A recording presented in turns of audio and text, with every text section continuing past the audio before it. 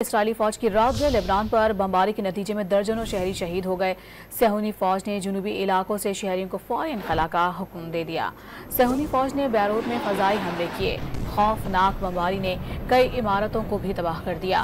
اسرائیلی فوج نے حزب اللہ کے خلاف ایک اور بڑی کارروائی کا اعلان کرتے ہوئے جنوبی علاقوں سے شہریوں کو فوری انخلاء کا حکم دے دیا۔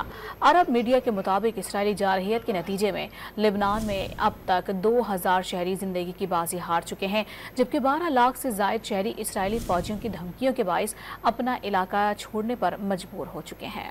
اسرائیلی فوج کی رات گئے لبنان پر بمباری کے نتیجے میں درجنوں شہری شہید ہو گئے۔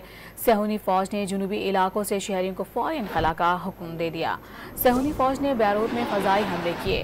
خوفناک بمباری نے کئی عمارتوں کو بھی تباہ کر دیا۔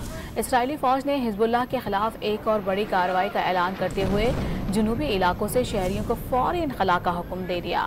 عرب میڈیا کے مطابق اسرائیلی جارحیت کے نتیجے میں لبنان میں اب تک 2000 شہری زندگی کی بازی ہار چکے ہیں، جبکہ 12 لاکھ سے زائد شہری اسرائیلی فوجیوں کی دھمکیوں کے باعث اپنا علاقہ چھوڑنے پر مجبور ہو چکے ہیں۔